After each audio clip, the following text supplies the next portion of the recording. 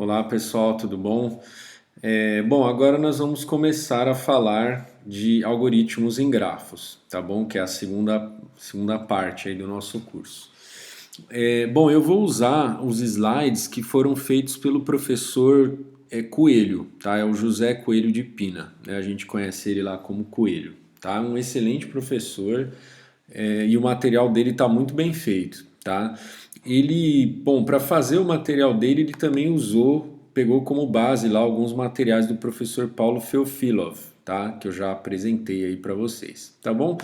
Então vai ser esses slides aí que a gente vai seguir, tá bom? Lá no caso no IME, o IME, lá, o Instituto de Matemática e Estatística, né, lá do campus do Butantã, da USP, lá então, esses slides estavam sendo usados na disciplina de algoritmos em grafos, que é a MAC 0328, tá bom? Que aí o conteúdo dessa disciplina aí tem uma intersecção aí grande com a nossa disciplina de AED2, tá bom?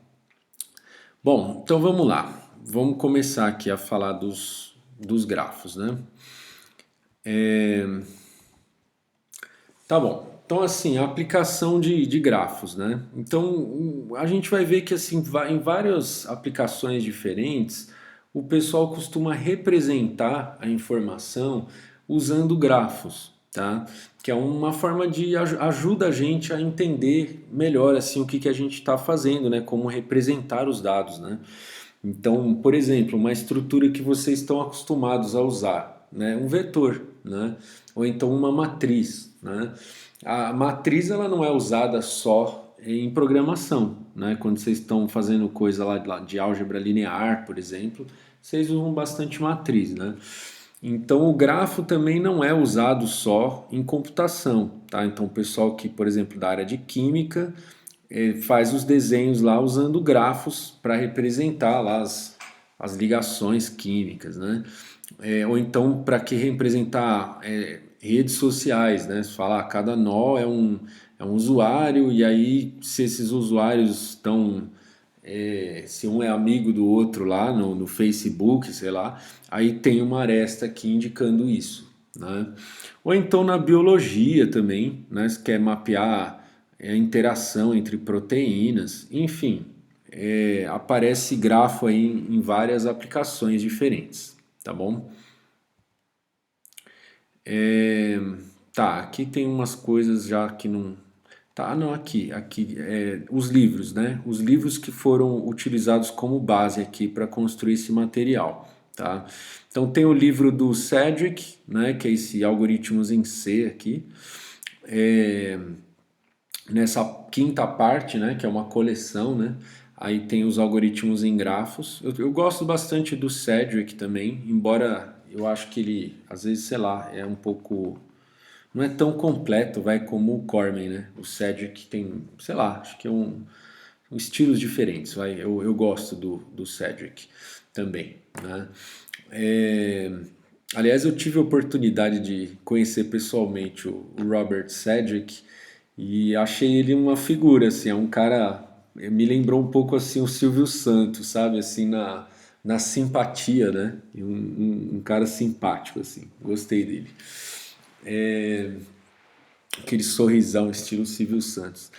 E aqui o livro do Corman, né? Aquele livro que eu chamo de livro do Corman, tá bom? Então esses são os materiais aí que o Paulo Feofilov e o Coelho usaram aí para fazer esses slides, tá bom? E aqui ele está citando, ó, essa página, né, de algoritmos para grafos que está lá no site do Paulo Feofilov, tá bom? Então além dos slides aqui tem um material lá do Paulo, né? Vamos dar uma olhada aqui, ó. Deixa eu pegar aqui.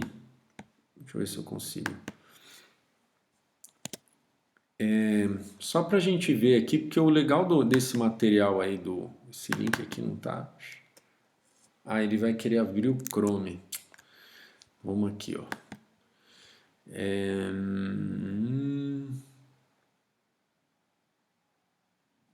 Deixa eu digitar direto aqui. Deixa eu ver. Algoritmos. Cadê? Algoritmos para grafos, né? Algoritmos para grafos. A internet aqui não está muito boa. É legal também porque, quer ver, ó, vamos clicar um aqui para ver. Ó, então ele coloca exercícios, aqui é um material bem feito, bem completo assim, tá bom? Então fica a dica aí, tá bom? Depois eu vou até colocar lá no E-Disciplinas esse link aqui para vocês, tá bom? Um material bem legal para estudo, tá bom? Beleza, vamos seguir aqui com os slides.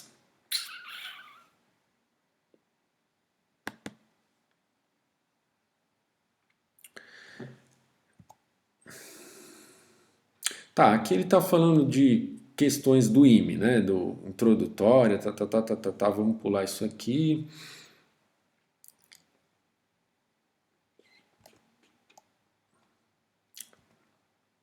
Os principais tópicos aqui, ó, grafos dirigidos, estrutura de dados para grafos, construção de grafos aleatórios, florestas e árvores, caminhos e ciclos, isso é o que meio básico que todo mundo estuda, tá? Busca em largura, caminhos mínimos, grafos bipartidos, busca em profundidade, grafos dirigidos acíclicos, ordenação topológica, pontes e ciclos, grafos conexos e componentes, grafos biconexos, árvores geradoras mínimas e fluxo em redes. Tá? Não sei se a gente vai conseguir chegar até fluxo em redes, vamos ver aí como é que a gente vai avançando, tá bom? Acho que a gente tem bastante aula aí pela frente, talvez a gente consiga cobrir aí todo esse conteúdo. Então vamos começar falando de grafos, tá? Não tem acento aqui, né? Porque às vezes a gente podia achar que é dígrafos, né? Mas é digrafos, tá? Não tem acento. E essa palavra aqui, digrafos, eu acho que quem inventou essa palavra aqui foi o professor Paulo Feofilov, tá? Porque geralmente o que a gente vê assim na literatura é falar grafos dirigidos, tá? Eu não sei se ele pegou essa nomenclatura de repente, algum autor que eu não me lembro de ter visto isso em algum lugar, porque eu acho, tá? Muito minha memória não é lá essas coisas não. Mas eu acho que talvez quem tenha inventado essa palavra foi o professor Paulo Feofilov, tá? A maioria das pessoas não usa essa palavra, tá? A maioria das pessoas usa grafo dirigido, tá bom? Então, um digrafo, e até ele coloca aqui ó, em inglês, né, directed graph, né, consiste de um conjunto de vértices, que a gente vai representar aqui como bolas, né, como círculos, e um conjunto de arcos, que são essas flechas aqui, tá bom? Então, isso é um grafo dirigido, então tem essas flechinhas aqui, tá? O que é um arco? Né? Um arco é um par ordenado de vértices. Tá? Então, por exemplo, o arco, se V e W são vértices, e aí a gente vai representar uma flechinha que vai sair do V para o W, então a gente vai escrever assim V tracinho W. Tá? Então o que está à esquerda é de onde a flechinha está saindo, e à direita é para onde a flechinha está indo. Tá bom? Então esse arco aqui ó, é do V para W, tá bom? Ponta inicial e ponta final, tá? Então para cada arco, o vértice V a gente vai dizer que ele é a ponta inicial e o W é a ponta final, tá bom? Então V é a ponta inicial e W é a ponta final desse arco VW, tá? Arcos antiparalelos, tá? Então a gente vai dizer assim, dois arcos são antiparalelos se a ponta inicial de um é a ponta final do outro, tá bom? Então eles estão aqui, você poderia dizer que eles são paralelos, vai? Porque eles estão um do lado do outro, só que um está apontando a ponta inicial dele está em W e a ponta final está em V, enquanto que esse aqui é o contrário, né? A ponta inicial dele está em W e a ponta final está, desculpa, em V, né? E a ponta final está em W, tá bom? Então a gente vai dizer que eles são antiparalelos, tá? Eles estão em paralelo, mas em direções opostas. Digrafos simétricos, tá? Então um digrafo simétrico um digrafo é simétrico se cada um dos seus arcos é antiparalelo a outro, tá? Então, se eu tenho um arco indo de A para B, eu vou ter também voltando, né? O arco que volta de B para A. E assim vale para todos os arcos do grafo. Então, sempre que tem um arco indo, vai ter um voltando também, tá? Aí, então, de grafo simétrico. Graus de entrada e saída. O grau de entrada de um vértice V é o número de arcos com ponta final em V. E o grau de saída vai ser o número de arcos com ponta inicial em V.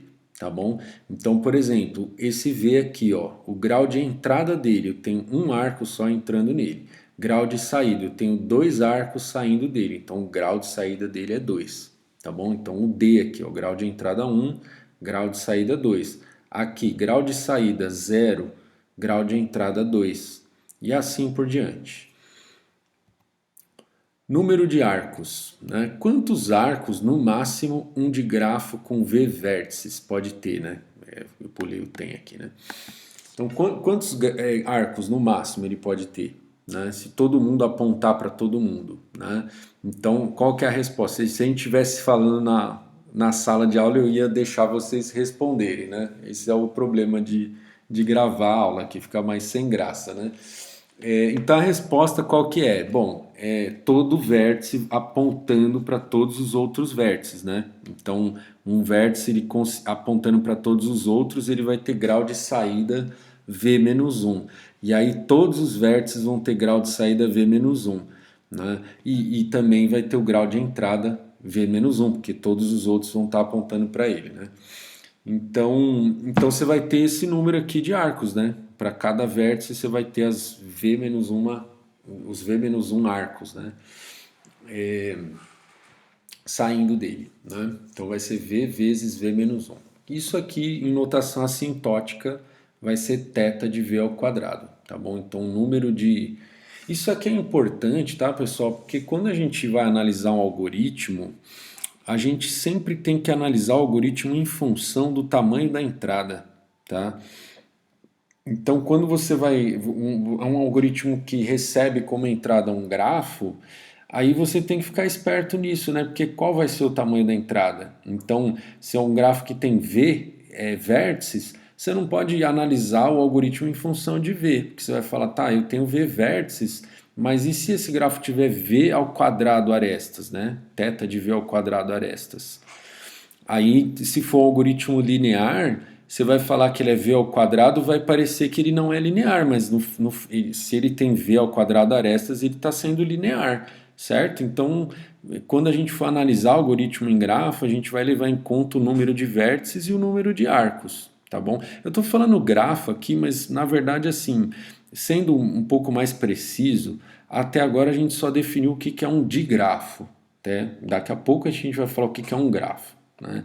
Então, se o meu algoritmo recebe um digrafo com V vértices, pode ser que ele tenha θ de V ao quadrado arcos. Então, sabe, eu tenho que tomar cuidado com isso aí na hora de analisar o algoritmo para não parecer que o algoritmo é quadrático quando na verdade o algoritmo é linear, tá bom?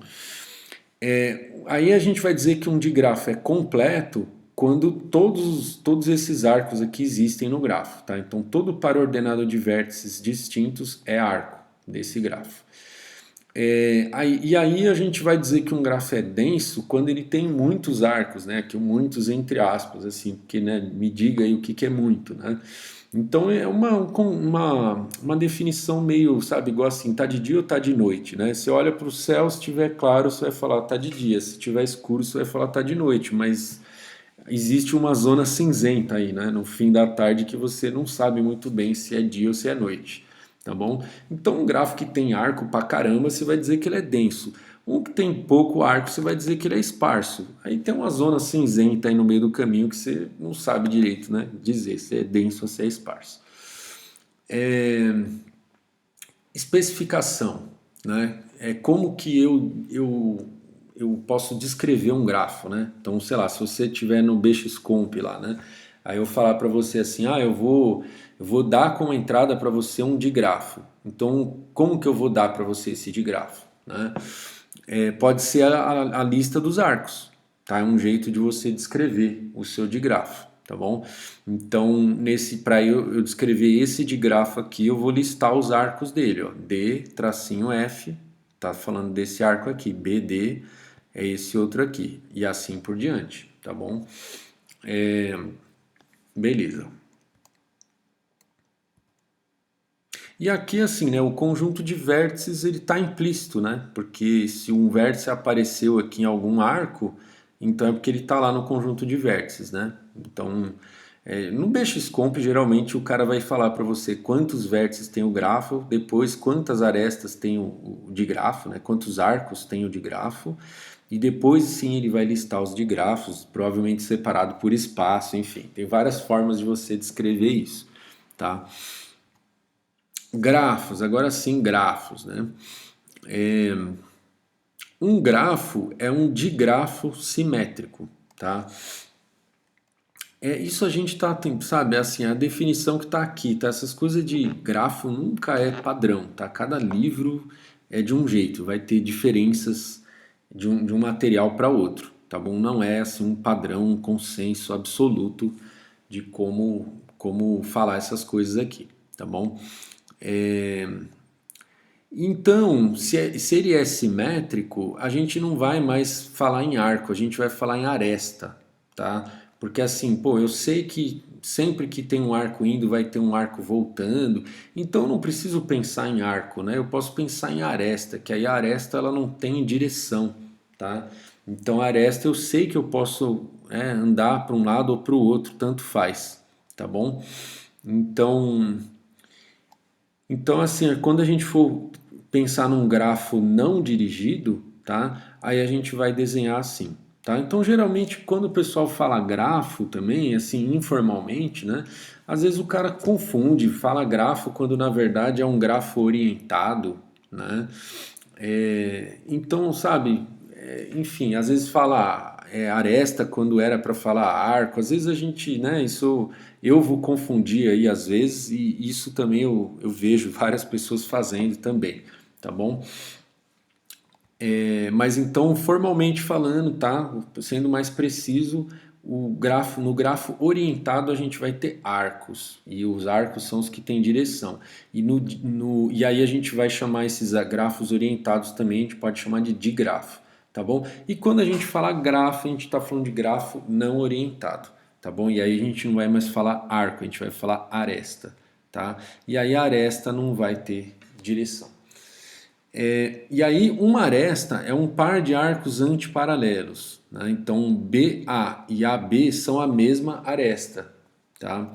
Então, a aresta é um par não ordenado, tá bom? O arco era um par ordenado, a aresta é um par não ordenado, tá? Bom, a forma de você descrever um grafo é a mesma coisa, eu posso listar para você as arestas desse grafo, tá bom? Para especificar de qual grafo eu estou falando, tá?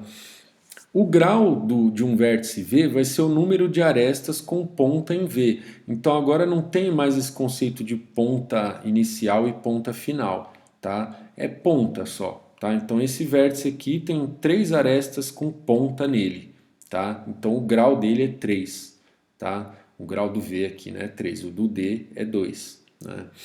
E assim por diante. Número de arestas. Quantas arestas no máximo tem um grafo com V vértices? Pergunta para vocês, pensem aí. Né? Se o número de arcos era N vezes. N não, era V, né? Que a gente estava usando. Se era V vezes, entre parênteses, lá V menos 1, e aí eu podia ter, né, arcos antiparalelos, né? Agora, né, esses arcos, cada parzinho lá de arcos antiparalelos vai virar uma aresta, certo? Então eu vou dividir esse número por 2, certo? Mas ainda assim vai ficar θ de V ao quadrado, tá bom? Então no grafo completo, todo par não ordenado de vértices distintos é a aresta desse grafo. Beleza? Então isso que a gente diz quando a gente diz que é um grafo completo, né? Os vértices, agora vamos falar um pouco aqui de código, né?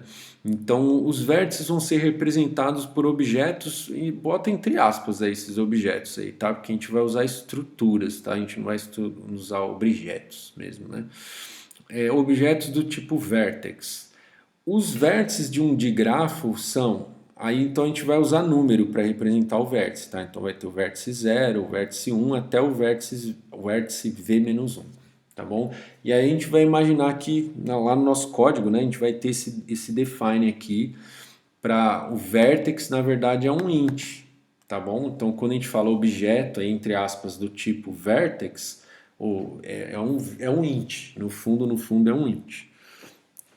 A estrutura arc, ela vai representar o arco, tá? Ela vai ter dois campos do tipo vértice. Eu vou falar vértice, tá, pessoal? Eu não gosto de ficar falando inglês, não, porque entorta toda a minha boca. Então, vai ter um campo aqui do tipo vértice, vai ter dois campos, né, do tipo vértice, só que um é a ponta inicial e o outro é a ponta final, tá bom? Então, o V vai ser a ponta inicial, o W vai ser a ponta final. Isso a gente precisa lembrar, tá bom? Porque a gente não vai colocar aqui ponta inicial, ponta final, tá bom? Vai ficar feio depois na hora de descrever os algoritmos, tá? Então a gente só tem que lembrar que V é a ponta inicial e W é a ponta final, tá bom? Aí uma função arc, agora o arc com letras maiúsculas, né? Recebe dois vértices VW e devolve um arco com ponta inicial V e ponta final W, tá bom? Então se aparecer lá no nosso código, isso aqui é como se fosse um construtor, né? Entre aspas aí, seria o construtor do arco, tá? Você passa lá os dois vértices, ele cria o arco e guarda os vértices lá, ponta inicial e ponta final. E devolve para você lá o, entre aspas, objeto arco criado. E aqui é bem entre aspas mesmo, porque isso aqui não é ponteiro, né? Isso aqui é a própria estrutura lá. Arestas. Então a aresta em inglês aqui é edge, né? Então objeto do tipo edge vai ter também as pontas VW, só que para aresta, então, ou seja, eu posso usar a mesma função, a mesma estrutura aqui, só que só vou mudar com os type defs aqui. E aí eu sei que quando é edge, a ponta V e a ponta W, ela não é nem ponta final nem ponta inicial, né? É simplesmente ponta da aresta, né? Tá? Então eu não vou criar uma estrutura edge. Eu só vou dizer que vou usar esse define para dizer que a estrutura edge é igual à estrutura arc, tá bom? E a função é a mesma coisa, eu não vou criar uma função add, vou dizer que a função add é a mesma função arc. Eu só vou fazer o define para quando eu quiser, no meu código lá vai ficar mais bonitinho, né? Eu ter o, entre aspas, aí, construtor da aresta diferente do construtor do arco, mas no fundo eles estão chamando a mesma função, tá bom? Eu assim, tá, pessoal, não é o meu estilo de programar, tá? Se eu fosse programar, não faria isso, não. Mas enfim, vamos seguir aqui no estilo usado aqui no material. Usaremos duas representações clássicas para representar o grafo, agora pensando no computador, tá? Que a gente falou de formas de descrever lá o grafo ou o digrafo, mas agora e como que a gente guarda isso no computador, né? Então a gente vai considerar duas representações clássicas, que é a matriz de adjacência, que a gente vai falar agora nesses slides, e o vetor de listas de adjacência, tá? Que aí não vai estar nesse slide aqui ainda, tá? Bom, tem outras formas também de representar, não são só essas duas. Por exemplo, matriz de incidência, tá? Mas isso a gente não vai ver nesse material. E aqui ele só está fazendo uma propaganda aqui de uma outra disciplina que é a programação linear, que aliás é a área de pesquisa que eu trabalho, né? Eu trabalho com programação linear inteira, né? Para quem um dia tiver curiosidade, é bem legal, tá? Mistura uns conceitos aí de álgebra linear, tem modelagem matemática, né, dos problemas, é bem legal. Alguém um dia quiser que eu comente mais, me pergunta aí que eu falo. Então vamos ver como é que funciona a matriz de adjacência, né? Então a matriz de adjacência, como o próprio nome já diz, né, é uma matriz, né?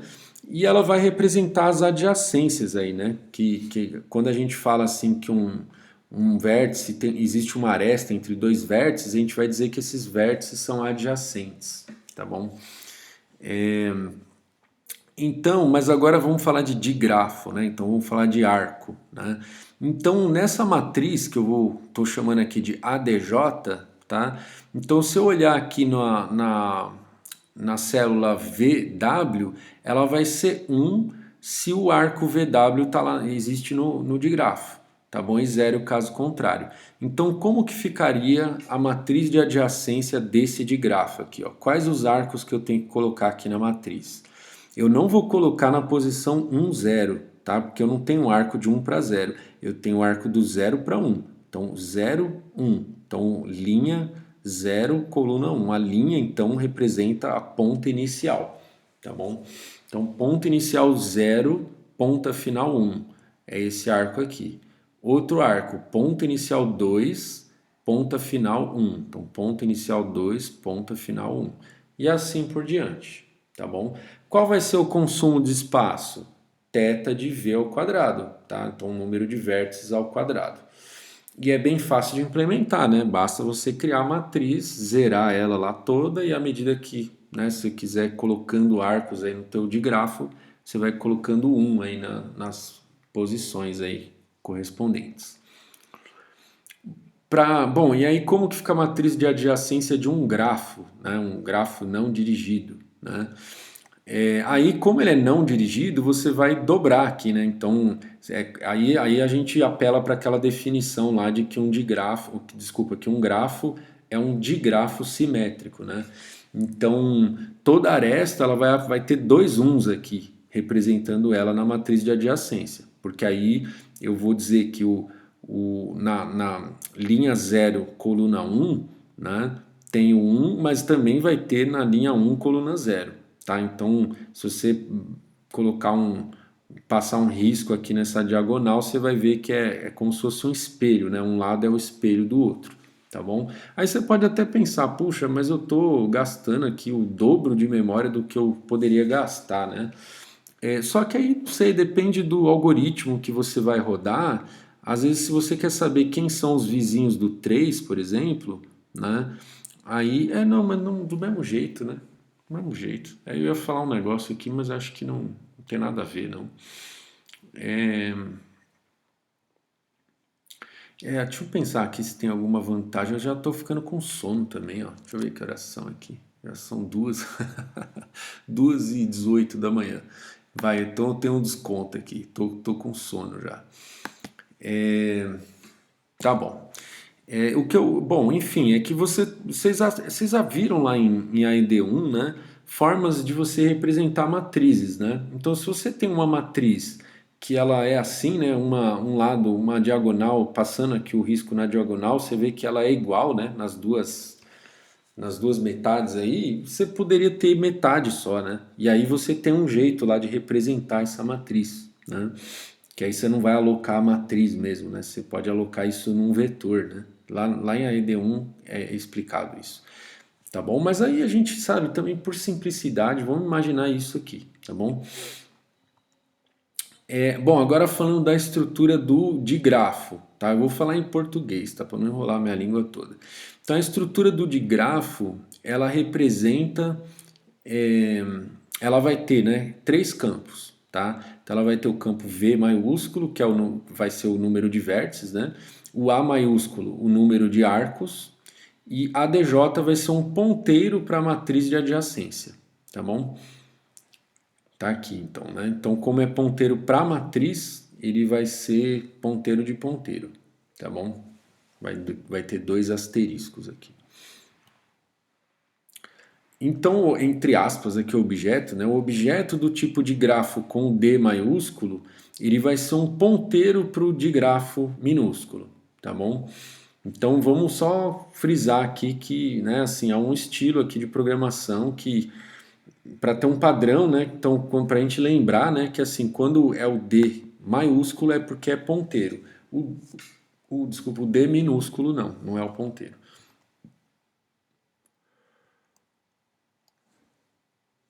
Bom, e eu falo, desculpa, já estou bocejando aqui. Aí, mas para isso funcionar aqui na linguagem lá, eu teria que usar esse typedef aqui, tá bom? Para quando eu escrever no meu código de grafo com D maiúsculo, ele entender que isso é um ponteiro para um digrafo lá, para essa estrutura aqui que a gente definiu aqui, tá bom? tá? Então, se eu tenho para esse de grafo aqui, se eu no meu código lá eu tiver essa declaração aqui, ó, de grafo G, como que isso fica lá na memória, né? O que que eu tenho que imaginar na minha cabeça? Quem que é o G, tá? O G é só um ponteiro, tá? A gente declarou ele assim, ó, com D maiúsculo, né? Então o G, ele é só um ponteiro para uma estrutura do tipo de grafo, tá? E aí o que que contém essa estrutura do tipo de grafo? Ela tem um inteiro, que é o V, que representa o número de vértices, A, o número de arestas, e um ponteiro, que é a matriz lá de adjacência, tá bom? Que é o ponteiro de ponteiro, né? Que é o, tá? E aí aí o ponteiro de ponteiro no C, né, que é a matriz, você, na verdade, na memória lá, o negócio é um vetor de ponteiros. E aí cada um desses ponteiros aponta para um vetor, tá bom? Então é assim que a gente tem que olhar. E por que que é útil a gente saber isso, tá? Porque agora, daqui a pouco mesmo, a gente vai ver como que aloca essa matriz, fazendo alocação dinâmica, né? Então a gente vai ter que, né, olhando para essa figura aqui, ó, vocês vão ver que, né, como que a gente vai alocar? A gente vai ter que alocar um vetor primeiro, mas não um vetor de inteiros, né? Vai ser um vetor de ponteiros para inteiros. E aí em cada posição dessa, sim, a gente aloca um vetor de inteiros, tá bom? E aí guarda o endereço dele aqui nessa posição, tá bom? Acho que é o que a gente vai ver já nos próximos slides aqui. Bom, aí tem a mesma coisa com relação ao grafo, né? Então o grafo maiúsculo vai ser o ponteiro para o grafo, tá? E aí como grafo de grafo é basicamente a mesma coisa, então a gente vai usar as mesmas estruturas, tá? Só a única coisa que aqui eu não confesso que eu não gostei muito disso, tá? O efeito colateral disso é o quê? Se eu quisesse saber o número de arestas do grafo, eu vou ter que pegar o número de arcos do grafo e dividir por 2, né? Mas é porque no fundo aqui, essa implementação, ela está realmente seguindo à risca essa ideia de que um grafo, ele é um digrafo simétrico, né? Então, se a gente sempre tiver isso em mente, aí tudo bem, você vai falar, de fato eu tenho um número de arcos aí, e aí eu, enfim, eu pensar, eu já acho mais intuitivo quando fala de grafos, fala de grafos, né? Não de grafos, agora confundiu, né? Quando fala de grafos, eu pensar em arestas e não pensar em arcos, não ficar pensando nessa coisa de que é um de grafo simétrico. Eu não gosto muito assim de ficar lembrando isso na minha cabeça, tá bom? Mas, enfim, é assim que a gente vai pensar aqui, tá? Se a gente quiser saber o número de arestas desse grafo, a gente vai ter que dividir por 2 aqui o número de arcos dele, tá bom? Funções básicas, né? Então a função básica aqui é para fazer a alocação de uma matriz, né? Então se você me der lá número de linhas, número de colunas e um valor aí para eu inicializar, né, na matriz, porque geralmente a gente quer a matriz já toda zerada, né? Geralmente quando a gente aloca, tanto que no Java, né, quando você aloca um vetor de inteiros ou uma matriz de inteiros, ela vem toda zerada, né? Mas aqui a gente vai aceitar um parâmetro aqui, que é o valor que você vai querer inicializar a matriz, tá? Todos os campos, todas as células da matriz. Então, como que vai ser essa função, né? Então, primeiro eu faço aquele malloc desse vetor aqui, né? Cadê? Eu estou fazendo primeiro esse malloc aqui, ó, desse vetor aqui, né? Então eu fiz esse malloc, vai ser pelo número de linha vezes size of int asterisco. Isso aqui tá meio estranho, né? Deixa eu ver aqui um negócio. Não, desculpa, não tá nada estranho, não. É o tamanho de cada posição do vetor vai ser o tamanho para um ponteiro de inteiro, né? E aí, quantas posições esse vetor vai ter? Ele vai ter R posições, beleza. Aí eu fiz esse malloc e depois eu faço um for fazendo um malloc em cada linha, que aí sim eu vou fazer um malloc para cada um desses vetores aqui, tá bom? E aí quantas posições ele vai ter? Vai ser o número de colunas, tá bom? Então lá pra gente o número de colunas é C, tá? Então vai ser C vezes size of int, agora não é mais int asterisco, porque Agora eu estou alocando um vetor de inteiros, não estou alocando um vetor de ponteiro de inteiros. E aí depois eu faço aqui os dois fors aqui para inicializar a matriz, tá bom? Com esse valor aqui, val, que me foi passado como parâmetro. E aí eu devolvo o m aí, que é o ponteiro da matriz, tá bom?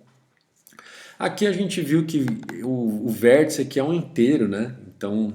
Então, né, eu estou declarando como vértice aqui, mas a gente sabe que é inteiro, então eu posso dar mais aqui, tá? Beleza? Posso comparar, né? Qual o consumo de tempo, né? Então, o consumo de tempo, vamos ver aqui, ó. A gente tem 7 linhas, né? Que é 6, né? O return aqui não está na conta. Então, a gente tem 6 linhas aqui para analisar, né? Bom, essa conta aqui, essa linha aqui, né? Você vai ter um gasto constante. Essa linha aqui, como você vai alocar R, então a gente pensa aí que o malloc ele vai alocar um tempo constante por posição alocada, por byte alocado, vai. Aí, como é vezes R, então, né, estima-se aí que o tempo vai ficar θ de R, né? É uma estimativa justa, né?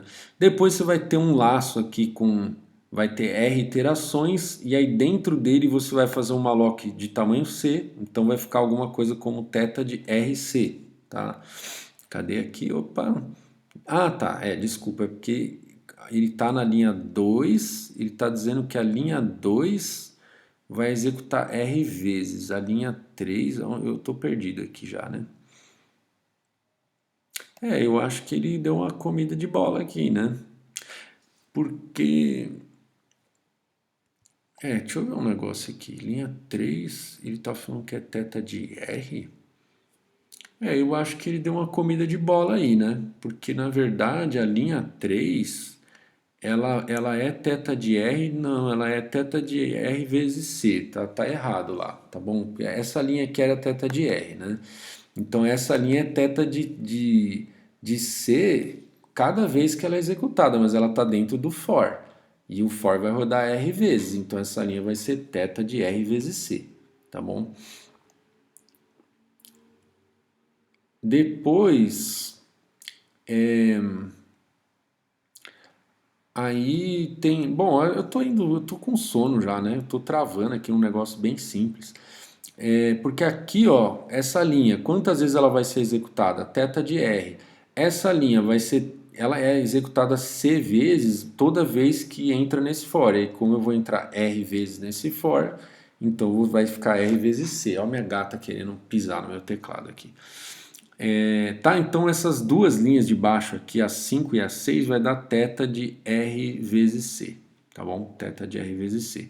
E aí, somando isso tudo, né, fazer conta com notação assintótica é uma delícia, né? Porque você não precisa pensar muito, você não precisa quebrar a cabeça fazendo conta mesmo, né? A gente sabe somar vai dar θ de RC, né? Que é assintoticamente é o cara maior aqui da jogada. Certo? Conclusão. Consumo de tempo da função matrix int é θ de RC. A função que inicializa um digrafo aqui é como se fosse um construtor do digrafo, né? Aí o que ela vai fazer então? Ela vai alocar o digrafo. Lembra que o digrafo com D... Ai, minha gata, ela tá comendo as coisas aqui. Oxi. Ela adora comer um cabo aqui. Ainda bem que ela tá comendo um cabo barato aqui. Pior é quando ela come os cabos do celular, né? Essas coisas aí. O cabo da fonte do computador. Vai sair lá. Ela tá querendo brincar aqui agora. De noite é a hora que ela fica acesa. Tá bom, vamos lá. Tá, então o digrafo com D maiúsculo aqui é ponteiro, né? Então ele faz o malloc lá do tamanho da estrutura lá do digrafo e guarda o ponteiro para ela. Aí ele vai inicializar lá o campo V com o número de vértices que você falou, né? Então quando você for criar esse digrafo, você vai ter que dizer o número de vértices que você quer. Aí inicialmente ele não vai ter nenhum arco e a matriz de adjacência inicialmente então vai estar toda zerada, porque não tem nenhum arco ainda no digrafo. e aí ele devolve para você o ponteiro do digrafo, tá bom? Então só para a gente saber aí o básico aí do, né? Acabou. O basicão, tá bom? Então aqui já foi, ó, 55 slides. Falamos bastante. Então tá bom, pessoal. Primeira aulinha aí de grafos aí. Depois a gente continua, tá? Eu vou postando aí. Eu vou tentar manter, tá, pessoal, uma quantidade razoável aí de conteúdo aí por semana, tá bom? Eu até peço desculpas aí, eu falei para vocês aí que eu ia postar mais vídeos tal essa semana e eu acabei deixando para postar na sexta-feira à noite, que meio que já quase que não já não tá mais na semana, né? Então peço desculpas aí, mas eu vou sempre tentando aí dentro do possível aí, né? Eu peço desculpas aí novamente porque enfim, essa mudança de rotina a gente acaba se perdendo um pouco. Eu tenho filhos, né? Tenho dois filhos, eles não estão indo para a escola, então enfim, tá mudança total aí de rotina. É, então, aí eu vou tentar então colocar, quer dizer, vou tentar não, eu vou colocar, né, dentro do possível aí, o conteúdo razoável para uma semana, tá? Eu acho que não vou me prender assim à carga horária, tá? Porque quando a gente está em sala de aula, o tempo é diferente, porque a gente interage mais, entendeu? Então eu falando, só eu falando aqui, eu não vou pegar e colocar a mesma carga horária, senão o que vai acontecer é que a gente vai ver a disciplina inteira antes de terminar o semestre, tá? Então eu acho que não é o ideal, tá bom? Como só eu estou falando, eu acho que eu posso reduzir essa carga horária semanal aí, tá bom? As dúvidas vocês não vai deixando acumular dúvida não, tá, pessoal? As dúvidas que vocês tiverem, vai mandando lá para mim no WhatsApp. Beleza? Abraços aí. Tchau, tchau.